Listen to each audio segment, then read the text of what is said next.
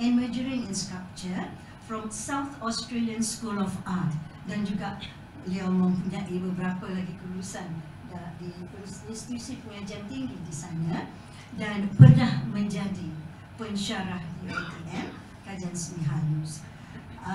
Saudara Zulkifli Maulana, beliau mempunyai ijazah sarjana seni halus UiTM, degree in fine arts, seni lukis, painting.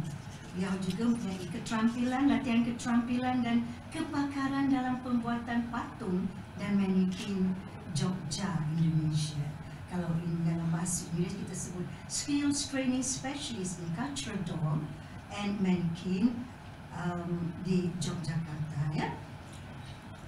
Saudara Mansur Ibrahim pula juga bukan calon-calon orangnya, lulusan sarjana seni halus awalnya, kemudian melanjutkan pelajarannya ke Perancis, antara tempat yang pernah beliau berada adalah di Paris, ya.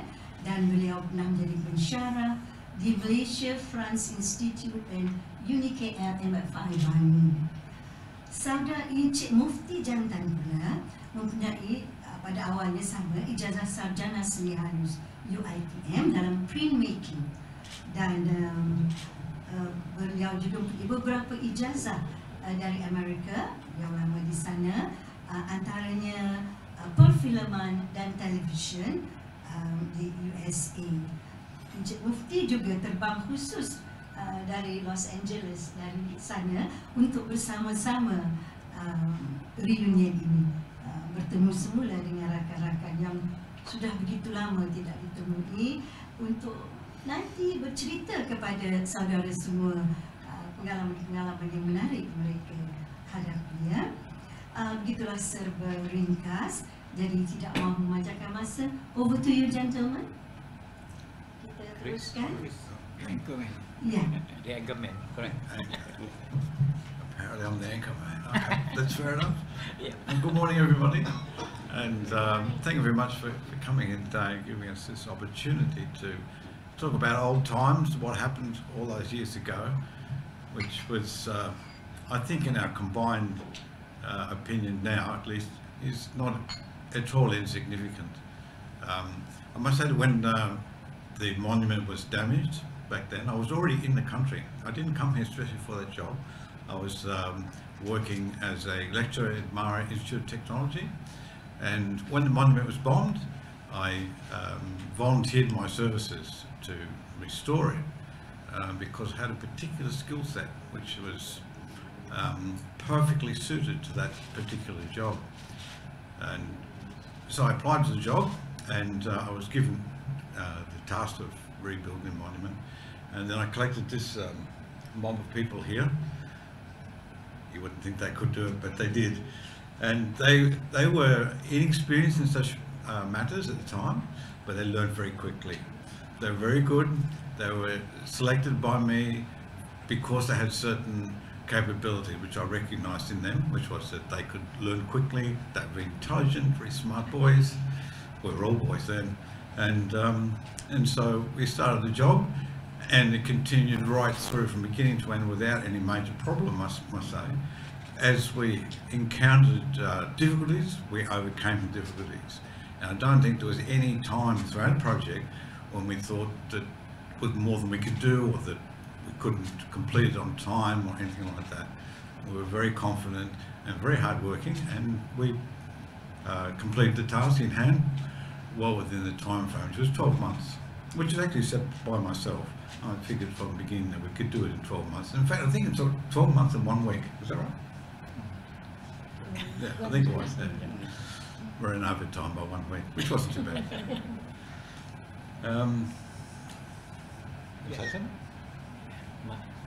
Why don't we go by seniority? All right.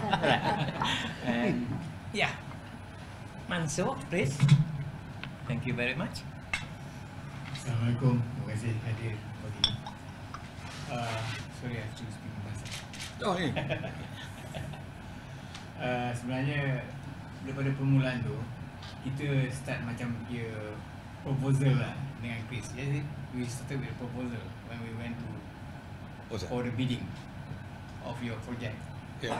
Before you go, Yeah. we have a few trials also, isn't it? Oh, we did, yeah. I remember that then. I remember that we go to JKR, all those kind of foundry, and to get in know how to build up later on. That's right. Yeah. So kita sebelum kita dah study dulu ke JKR punya foundry atau Terengganu. So benda tu. Jadi saya hanya sekejap je dengan Chris, about 4 months I guess. Yeah. But before that kita ada proposal buat kan, itu lama sikit lah, about 3 months. So altogether 6 months plus lah with Chris. Jadi semasa itu Mufti masih year, final year. So he will continue on to this. Yeah. Okay. Alright, thank you very much. Okay, Assalamualaikum warahmatullahi wabarakatuh. Good morning and selamat pagi. I will deliver whatever you want to hear from me, both in English and Malay. He is in English, he is in Malay. I will mix it up. Okay. And probably I hope he will talk to you in French later on. But anyway, to begin with, there are 2 objectives when we started this what you call press conference. We started way back, thinking about it way back in 21, to cut it short after COVID-19. Yeah. Then we continue and start doing work all over again for the last 3 months. And I started contacting all those people to make sure that we get this kind of press conferences. Anyway, to begin, to cut it short, the objective is to have a reunion. Why reunion? Because for the last 40 years, we have not met any one of us. Immediately after we finish the project, Kenny sailed off to Australia or elsewhere. I flew off to US. He has already flown to France, and he is still awaiting to go to Indonesia. That's what the reunion is all about. After that, 46 years, we have never met, and this is the first time that we went to be together, to reminisce this nostalgic event that we went through, and see what we can do about it. And the next one, our objective is to have a press conference. Why we need a press conference, simply stated, is that we want to tell you the untold stories that we have had thus far. So far, I don't think any one of you really knows the truth about how we restore the monument. Because restoring monument, that I believe, and most of us believe that, is an animal by itself. Because restoring and building a new monument is totally different. Not totally different per se, but actually there are more work to be done and more accuracy are needed in order to restore a monument. Whereas when you build a monument, you have a structure in front of you, you do it then. But restoring is different, totally different. Example, if you had a hand, it's broken in 2 pieces, you have to attach it together. That's where creativity comes in terms of arts, in terms of technical ability. Those are the kind of things that I think we will later tell you exactly what is going to happen. But the most important thing is that the untold stories that you people should know. Some of you were not born yet when we did that. Believe me, if you are 40 years and older, then you're still born probably. But if you're under 40, you don't know what was going on back then. So for that matter, Siti will give us the opportunity for question and answer later on. So to cut story short, and I don't want to waste any more time, Zul, could you address? Assalamualaikum warahmatullahi taala wabarakatuh. Nama saya Zulkifli bin Maulana. Dan untuk beritahu sebenarnya apa yang berlaku pada Tugu Negara adalah satu memberi kesan yang 100% pada diri saya bertukar. That is the time I buat keputusan bahawa art is my life. I sangat-sangat berterima kasih kepada my mentor, Mr. Chris Kani. He's the turning point of my life. You know, biasanya kalau kita dalam dunia seni, kita akan mencari-cari di mana bolehkah kita hidup dengan melukis. Daripada yang kecil-kecil pun parent kita pun kata, kau nak jadi artis, betul tak? Banyak yang ada doubt what is art, how to live in art. Tapi alhamdulillah, there's a turning point. I really take the challenge of repairing the Tugu Negara dengan mempelajari all the skill, all the technique. Dan kebetulan masa tu I fresh graduate. Bila you fresh graduate, you tak kira, you tak rasa you bekerja. I rasa I masih belajar. I just sambung daripada UiTM, I sambung ke field macam practical training. So I really enjoy every minute of doing the job, and it really go into my heart. And kebetulan my late father was kalau sekarang dipanggil vet 69 kan. Dulu dia dipanggil police force macam tu kan.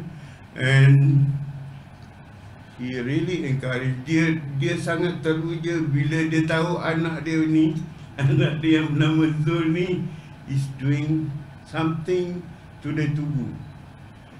Sebagai seorang pejuang, dia berjuang dalam, my father punya cerita memang mengharukan. Dia pernah bersembunyi dalam hutan, survival in the jungle for more than 6 months, 9 months to be exact. Dia pernah ditampar, dia straight, tinggal slow pendek je di Port Dickson. Kesalahan dia tertembak satu askar Jepun mati. So dia daripada situ dia kena seksa, dia kena macam-macam, kena jemur berapa jam. Lepas dia dapat berlarikan diri. He walk daripada Port Dickson to somewhere in Morib. Salah orang Banting Selangor. So he walk, tak tahulah macam mana dia survive.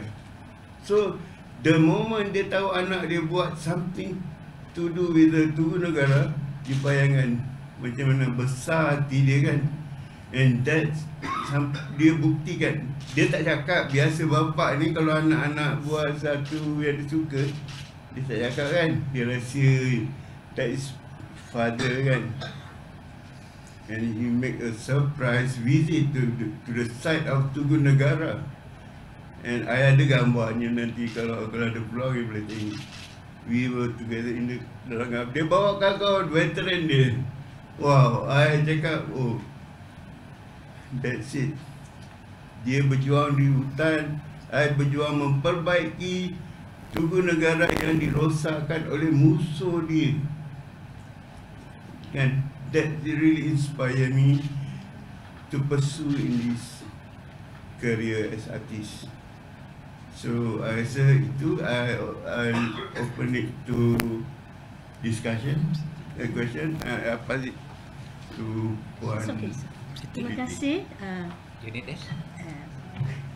Suara boleh dengar rasanya. Terima kasih Encik Zulkifli, Encik Christopher Kani, Encik Mufti, Encik Mansur ya. Banyak lagi kita akan dengar nanti. Tapi selalu orang kata ya, picture tells thousands of stories. Biarlah gambar kali ini yang bercerita. Kita teruskan untuk saudara. Saya edarkan gambar-gambar ini untuk saudara melihatnya, dan pada waktu yang sama nanti kita akan dapat melihat lagi beberapa gambar untuk dapat melihat dengan jelas, sekurang-kurangnya lebih tahu apa yang mereka lakukan ketika membuat projek Baik Pulih ini ya. Silakan Ahmad.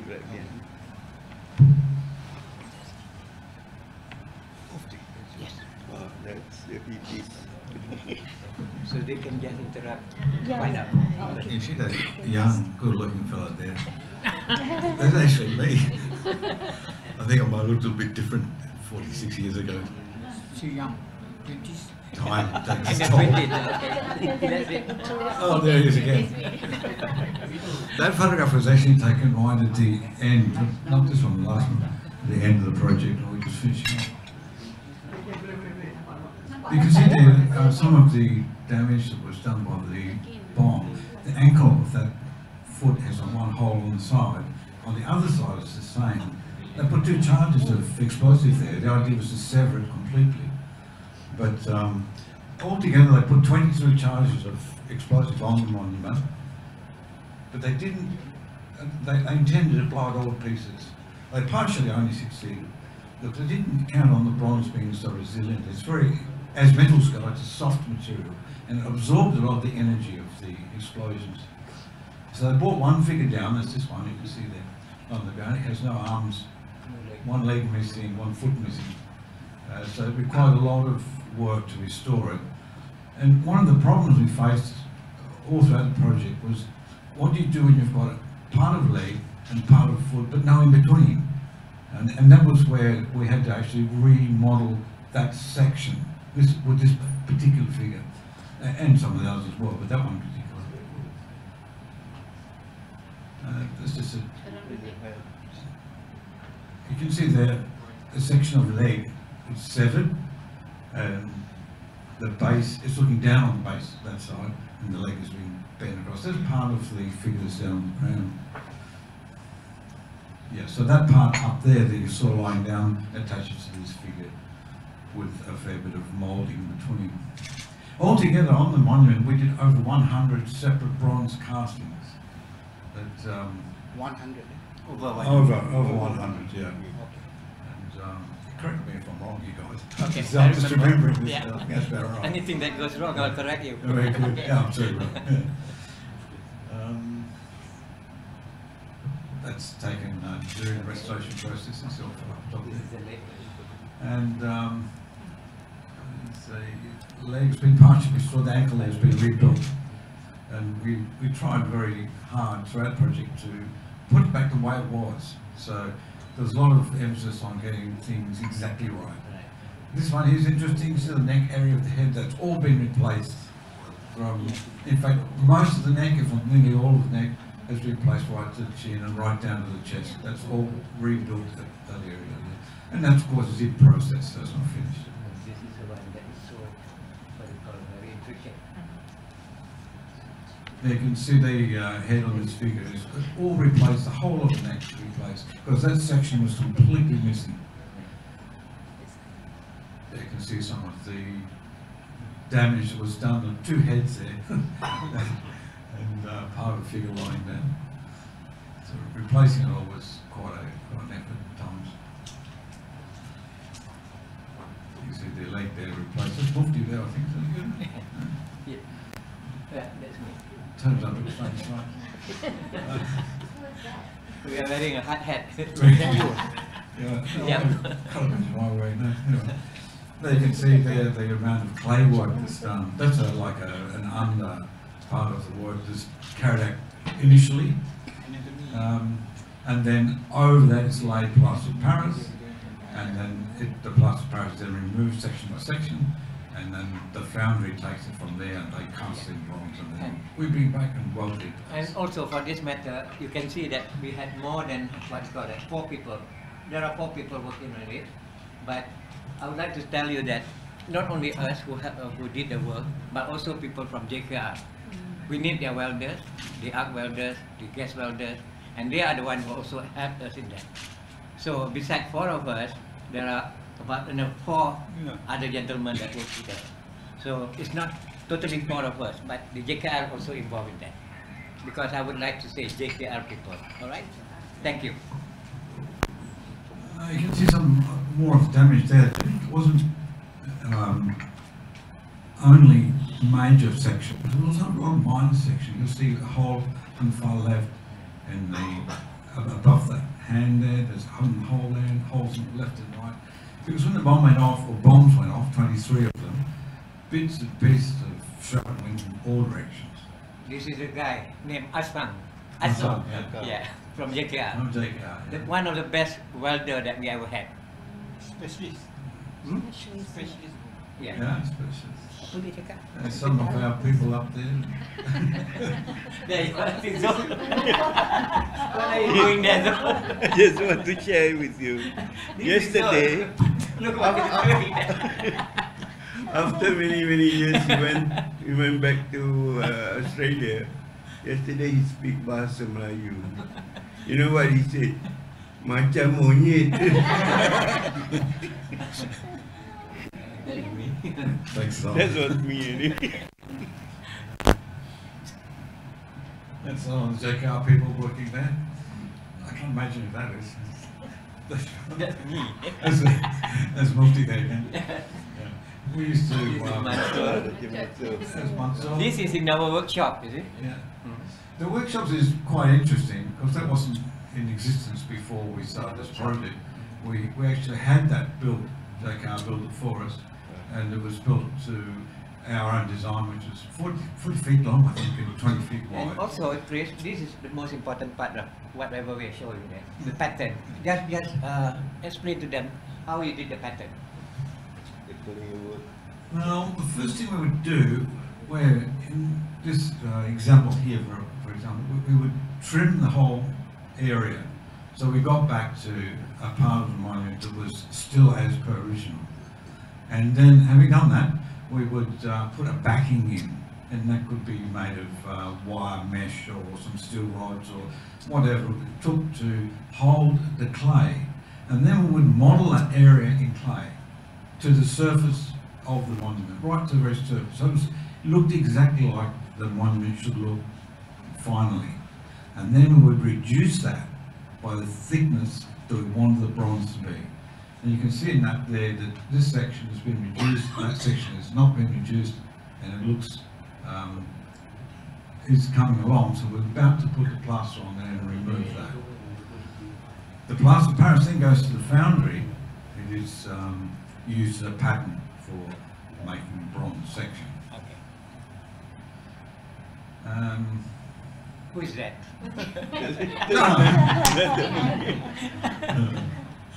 Oh, that is interesting, because if you were to see that, that was part of the ingot that we imported it from Italy. No, it came from London. London, okay, all right.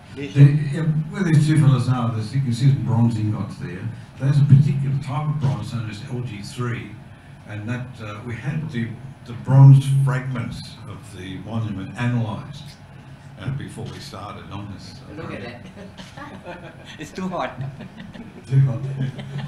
Yeah, just continuing on with the bronze story again. Yeah. The bronze was analysed as a type known as LGC, which is the makeup of the metal itself. And we sourced the metal through the London metal market, purchased the quantity we thought we'd need, and that was sent out to Malaysia, and you can see it there in our workshop. This is one of these three here. I don't know which one did. I see he's got safety boots on. That's a good thing. It's Mansoor. And Mansoor's grinding it. he's finishing off after we've welded the bronze into the damaged area, and he's finishing it off with the grinder. Okay. That's the end Is that of the the end? slide. Maybe we open to the floor for them to ask Alright. questions. Thank you. Silakan, ada soalan pada panel. Jika saudara bertanya ya, tolong berikan kami nama dan dari mana, agensi mana, akhbar mana saudara datangnya. Those who like to ask question, Are you please, state your name and which media that you represent. So it's clear for us. Hi, Mr. Christopher. I'm Hasib from Malaysia. I have a question. At first, why did you choose three of your students to be a part of the project? What is the criteria that you are looking for? Maybe they are good students or anything that you can share to us? I chose these fellows because I knew them for a start, and secondly because they're quite smart. And I knew that the most important thing in this project, because no one here has ever done anything like this before, they had to be very adaptive, and they had to be able to think, and they had to be able to work out and solve problems. Because I'm only one person, I couldn't do everything as possible. So these fellows had to carry the job. These are the people that really did it. more so than myself. And so they were capable of learning, they're intelligent, smart lads, and that's why I chose them. Hi, I'm Amar from the Malaysian Reserve. So maybe you can share with us like how long it has taken to plan the whole thing, how was the discussion going on before actually starting the project? Well, before starting the project, we had a few jobs to do. We had to build a workshop, we had to equip the workshop, we had to acquire tools, and I guess all that time, well, also there was some preliminary works done, which is to convince the Restoration Fund Committee that we were the right people for the job. That was a small sort of test area, if you like, of the monument, which was repaired. And as a preliminary experimental job, and all these things took time. We used the Public Works Department Foundry, for example, to do part of this testing. So I guess all of that took 4 months. The big preliminary? Yeah. About 4 months. Yeah. We think about 4 months from memory. It's nearly 50 years ago. So sometimes we get a little bit vague on things. Yeah, about 4 months. 4 months, really.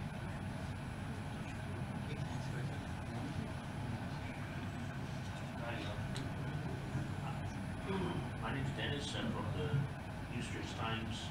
We need to find out the process. The 4-month process, is it just to set up the foundry and do the preliminary repairs? Or was it the entire planning process in 4 months? The entire process, but it really was a matter of us getting to know each other and getting the workshop set up and getting preliminary works done and well, like that. For that information also, you're talking about foundry. We have already determined which foundry to use while we are in preparation. And what we did was that we assigned or we commissioned Tangan Mara Terengganu foundry to do all our casting job. Are you asking about foundry? Yes. Yes, that's it. And in relation to foundry, Lembaga Kraft Tangan Mara Terengganu. Okay. Then in relation to that also, Terengganu is not an easy access to the place when we get flooded. I don't know during this time, but during that time, November is the time that we get flooded. And because of the flood, we cannot do it at Terengganu Foundry.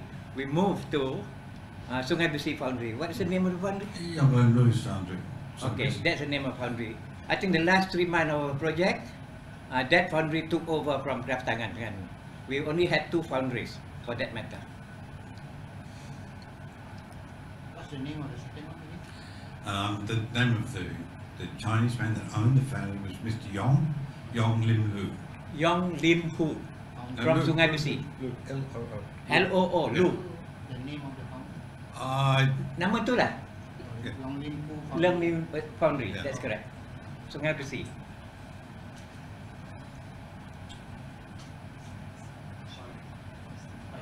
I'm Irshad from the Star. My question is more on the context before your setup, because you were alluding to some of the materials used. So I just want to ask, before that, prior to that, how was restoring sculptures? Was it a thing back then? Because even in introduction, most of you all are not primarily doing sculpting. So if you can provide some context on it. Yeah, you can answer. Your question is that primarily all of us are not sculptors. Is it the question? Yeah. And to answer that question, it is not. It is true that I'm a printmaker, and he's a printmaker, and he's a painter, and he is a sculptor also. Are you a sculptor from the beginning? Yeah, from the beginning. Okay, from the beginning. So only he was a sculptor then, and all of us majoring in different different specialty in fine art. As in my case, I majored in printmaking, screen printing, but my minor is sculpture. That's the one that I took a course from him. As for you? Well, in fine art, we learn anatomy. So Even anatomy. this is more about anatomy process. Mhm. So it shouldn't be a problem.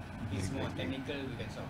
Yeah, as a painter, we the moment kita masuk Melayu, the moment kita masuk ke School of Art and Design, the first year we learn everything. Industrial design, fashion design, textile design. That is we call pre-diploma course. Foundation course. So graphic pun kita buat, painting, sculpture is part of it. So no problem. As long as you have the skill, you're willing to learn, you sanggup practice your skill. No problem with Mr. Kani. Yeah, that's it. And also to reiterate that being an artist, all of us knew that we, in a way, we had an inborn talent. That's number one. Yes. The inborn talent is the most crucial role that we had in us.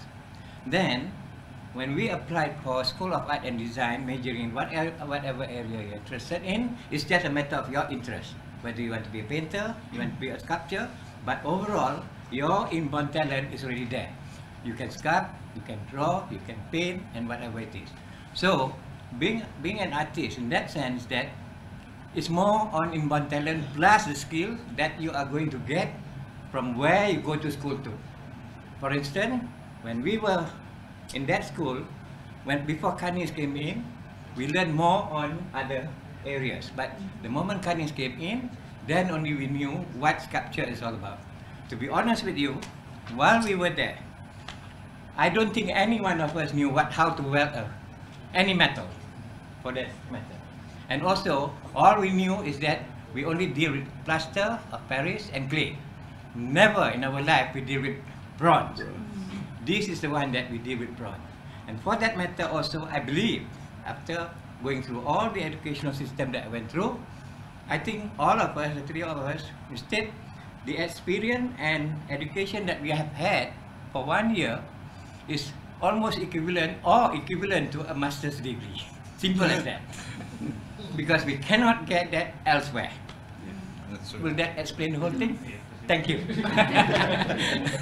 Okey, kita akan tutup sidang ni dalam masa 5 minit.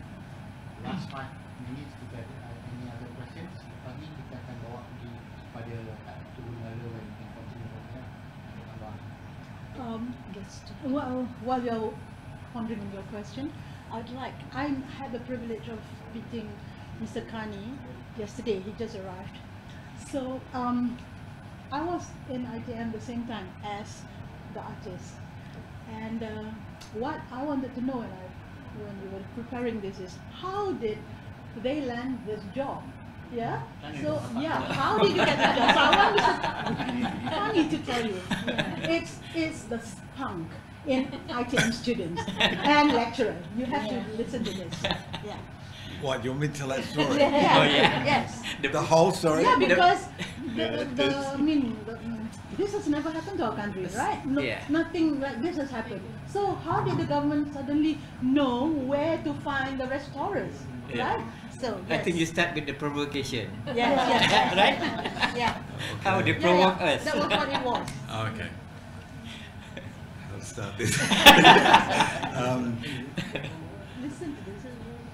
Well, I read in the newspaper one day, just before the bomb of Monument, I read in the newspaper that I don't know who it is, if I did know I wouldn't say, a senior government official wrote in the newspaper,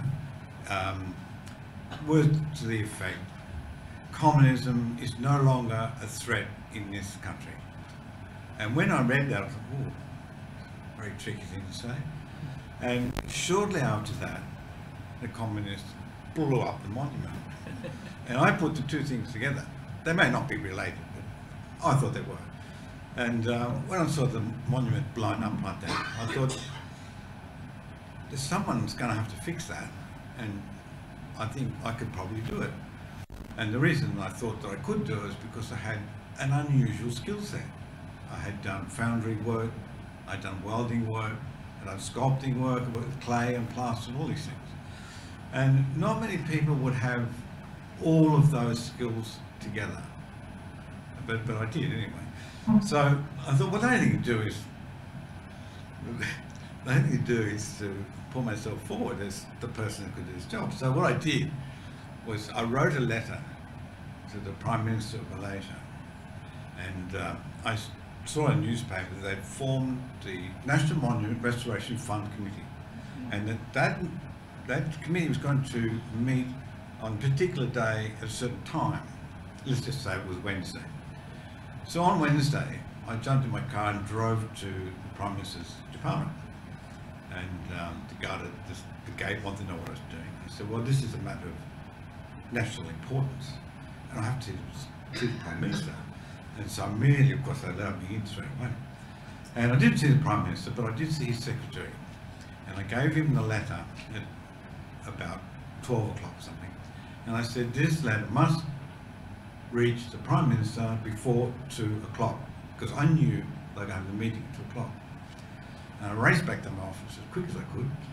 And I no sooner got there than the phone rang, and I was called by the head of Mara to his office. And he said, what have you done? And I said, I wrote a letter. And he said, this is not the way to do this. And he got quite mad at me. And he said, I was severely chastised. And he said, this is not a matter to trifle with. And then he said, but I think it's a good idea. So anyway, he sent me back to the Prime Minister's office there and then, while I was still having the meeting. And I said, well, I can fix this for you if you give me an opportunity. And of course, there are others also vying for the opportunity as well. And one of the propositions was on the table was that the whole monument be dismantled and sent to Austria, be rebuilt there and sent back again. And I thought, well, that's a bit of defeatist attitude. That's not really the way it should be done. It should be done in country. And so anyway, long story short, I said, give me some money and I'll rebuild part of it, I'll fix part of it for you, and you can have a look, see whether you like it or not. And that's when I made the mould of a part of the monument need to be restored. And I went to JKR's foundry and using that mould, the Dare foundry, and bronze, which I acquired at the monument site from broken pieces. I melted that down and poured it in the mould, got the piece out, welded it in place, chased it off with the grinding machines as you saw there in the presentation, and asked the committee the next meeting to come and see what I'd done. And what I did was I said, I've repaired the monument in a small area, in this area, I went like that, in this area here somewhere. If you can identify what I've done, I haven't done it very well. So anyway, they looked around, and they said, well, we can't see what you've done. And of course I had these photographs, some of which we passed around. I said, well, that's what it was before, that's what it is now. And well, they were impressed enough to let me have the job. That's how I won the job, just like that. Just to, the director then of ITM was Datuk Lokman Musa, and the Prime Minister then was Hussein. Yeah? And also, Yeah. our, what do you call that, our head of school, Yeah. Ahmad Ajasin, for art and design. Sorry again, Ahmad. Ahmad Ajasin, Dr. Ahmad Ajasin. Okay. And the committee tu yang working committee tu. Okay, the working committee, the chairman was, the chairman was Datuk Sri, you know the name. Aziz Zakaria. No, Datuk Sri, the Menteri Besar Perak. Oh, Kamarudin is here. And the secretary of the committee was Baru Datuk Aziz Zakaria. And the working committee chairman was Dr. Asyad Ayub. Okay? Tan Sri now. Okay. Maybe last question before we go to Anyone from the back? My name's 50 years ago, mate. Yeah. How much was the grant? Total cost. The cost. The cost, I don't know actually. Oh. They what they did, they opened it up for public subscription to put money in, Oh. and they made, that's why they had the Restoration Fund Committee that was the committee that was going to handle that money. And so some of the money was put in by public, putting the money in, and some of it was supplied by the government. But the exact amounts I really can't remember. It's nearly 50 years ago, you know. Yeah. But what I can tell you is this, that the job when it was finished didn't cost anywhere near what they thought it would. It was much less. And the reason for that is that we all did it together. And these guys were telling me yesterday they didn't really care whether they were paid or not. And I remember saying to us that didn't count. That it was important to do it because it is a political statement. It's a statement. The monument itself is a statement about a certain part of Malaysian history when the Malaysian emergency, and that was declared finished in 1960, and the communists showed that it wasn't finished in 1975 by blowing the monument up. And so it's a very important context. The historical context of the monument is very important, and that's why it's such an important monument today, because it describes what happened in this country at that time. And I think a lot of young people wouldn't think in that manner because they weren't around when these things happened. But they happened, all right. And the monument is there today, and it tells that story. And I don't know what the others think, but I think that the fact that it was bombed enhances the monument because it's still telling part of the story. The fact that the resilience of the Malaysian people at the time was such that it would blow a monument up, never mind, we just put it back again. You see? So it's important in that context to understand the continuity of events from time throughout time. And as I said before, I was here at the time it happened. I didn't come here to do that job. I was here at the time. So I felt quite honoured, in fact, to be able to do that. And I have said this before, and I don't mind saying it again, that for me, restoring that monument is the most important thing I've ever done because of its historical context. If it were just someone's bronze monument in their front garden and I'd restored it, I would have forgotten about it by now. It would be quite insignificant to what this is. This is a major work and it's a major historical significance. Seperti yang kita tahu ya, Tugu Penegatan ini memperingati perjuangan prajurit kita yang terkorban sewaktu Perang Pertama, Perang Kedua dan juga waktu darurat, era darurat kita. Jadi mereka juga sekarang sudah menjadi sebahagian daripada sejarah itu. Dan untuk maklumat semua sebelum kita ke Tugu yang esok di UiTM di Galeri Seni Gestur, Galeri Tunku Zahirah akan diadakan sesi temu mesra antara para pengacara kita ini bersama-sama pelajar dan juga mungkin beberapa para pensyarah juga untuk mereka bersama-sama berkongsi pengalaman dengan para pelajar UiTM di UiTM dekat sebelah Dewan Budiman.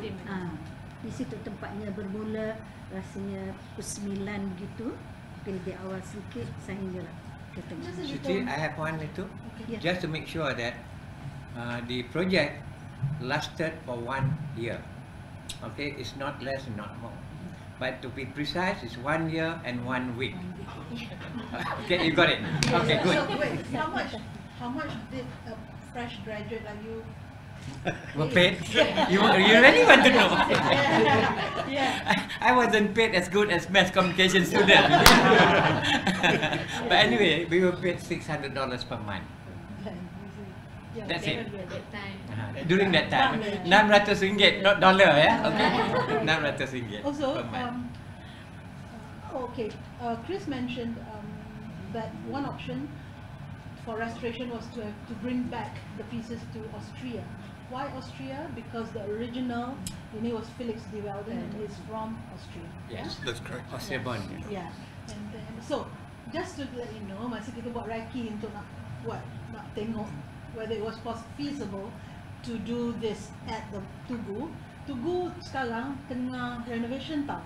So we had to ask permission from the BKL. Then the BKL referred us to Putrajaya And so Putrajaya gave the okay. Actually, it's not open to the public now. So dia kata as long as gambar tak tunjuk yang tengah renovate, just the Tugu and then, yeah, just to let you know that. Okay, terima kasih semua ya bagi pihak kami sudi datang bersama-sama Seseda Akbarnya ya. The name is tak main. Oh, Pada may I? bawa Yes. drone. something that we forgot. I think this needs to be mentioned. When we finish the project, all of us are artists. We don't care all that about whatever was happening and what we did. All we know that we want to finish it off and go off. And nothing was written on the Tugu stating who did the project. Did you know who did the project? Anybody knows about that? It is 4 of us, but it wasn't mentioned. But if you were to go and climb up the Tugu, did you see the one that was holding the flag? On top of the head, we are welding our name up there. Okay? So that is the only one that you know the 4 of us are there. Other than that, you will never get it.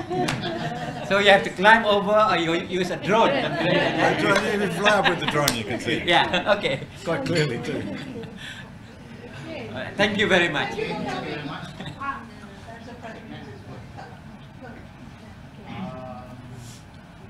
Kalau siapa yang belum sign, please sign kat depan supaya kita boleh hantar gambar dan baju itu. Okay, alright. And then now we go to Negara. Okay. Thank you very much for being very patient with us. Who is keeping this? Oh, yes. Okay, then we have to give it again.